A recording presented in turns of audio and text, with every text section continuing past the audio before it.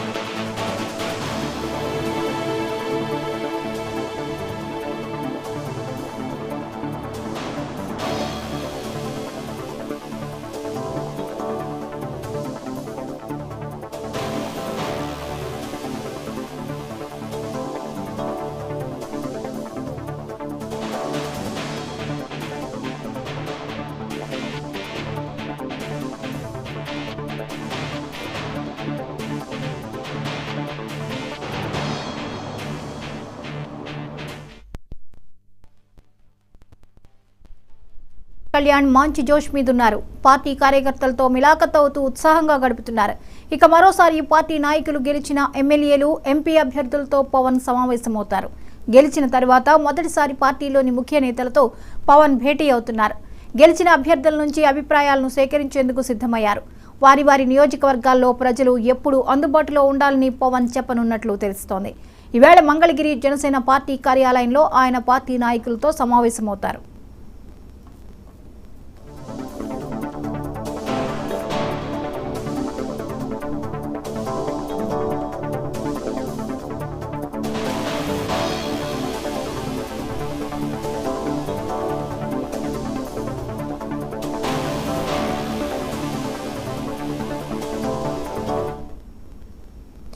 AP assembly ఎన్నికల్లో విజయం సాధించిన పవన్ కళ్యాణ్ మంచి జోష్ మీదున్నారు. పార్టీ కార్యకర్తలతో మిలాఖత్ అవుతూ ఉత్సాహంగా గడుపుతున్నారు. ఇక మరోసారి పార్టీ నాయకులను, గెలిచిన ఎమ్మెల్యేలు, ఎంపీ అభ్యర్థులతో పవన్ సమావేశమవునున్నట్లుగా తెలుస్తోంది. ఇక ఈ అంశానికి సంబంధించి మరిన్ని అప్డేట్స్ ని రీజనల్ కోఆర్డినేటర్ అనిల్ అందిస్తారు. అనిల్, చెప్పండి, పవన్ కళ్యాణ్ తన ఎమ్మెల్యేలు, ఎంపీలతో సమావేశం కానున్నట్లుగా తెలుస్తోంది. ఈ సమావేశం ఎలా ఉండబోతోంది? థ్యాంక్ యూ జ్యోతి. ఏదైతే మంగళగిరి జనసేన కార్యాలయంలో ఈ రోజు జనసేన అధినేత పవన్ కళ్యాణ్ జనసేన ఎమ్మెల్యేలతో 21 మంది ఎమ్మెల్యేలు, 2 ఎంపీలతో కూడా ప్రత్యేక భేటీ కానున్నారు. ఎందుకంటే ప్రధానంగా ఆంధ్రప్రదేశ్ లో కూటమి విజయం సాధించిన నేపథ్యంలో మంత్రివర్గ విస్తీర్ణంపై, అలానే కేంద్ర మంత్రివర్గ విస్తీర్ణంపై కూడా ఈ భేటీలో ఏదైతే గెలుపొందిన ఎమ్మెల్యేలు, ఎంపీలు అభ్యర్థులతో పాటు ముఖ్య నేతలతో కూడా ఆయన భేటీ కానున్నారు. వారందరూ అభిప్రాయాలను సేకరించి దాని ద్వారా ఆయన మంత్రివర్గంలోకి అసలు ఎవరెవరిని తీసుకోవాలి అంటే సీనియర్ ఉన్న ఇప్పుడు దాకున్న నేతలు, గెలిచిన ఎమ్మెల్యేల్లో ఎవరైతే సీనియర్లు ఉన్నారో, ఎవరెవరు పార్టీలు పనిచేశారో వారికి ఎలాంటి స్థానం కల్పించాలనే దానిపైన కూడా పూర్తి స్థాయి ఈ భేటీలో చర్చించినట్లుగా తెలుస్తా ఉంది. అయితే ప్రధానంగా ఈ భేటీ 11 గంటల తర్వాతే జరగనున్నట్లుగా జనసేన పార్టీ అధికార వర్గాలు కూడా చెప్తున్నాయి. అయితే ప్రధానంగా చూసుకున్నట్టే రాష్ట్రంలో మంత్రివర్గ విస్తీర్ణంలో ఎవరెవరిని తీసుకుంటే అనే దానిపైన కూడా ఒక చర్చ అయితే జరుగుతుంది. అలానే కేంద్రంలో కూడా ఒక మంత్రి వచ్చే అవకాశాలు ఉన్నాయి జనసేన కూటమిలో.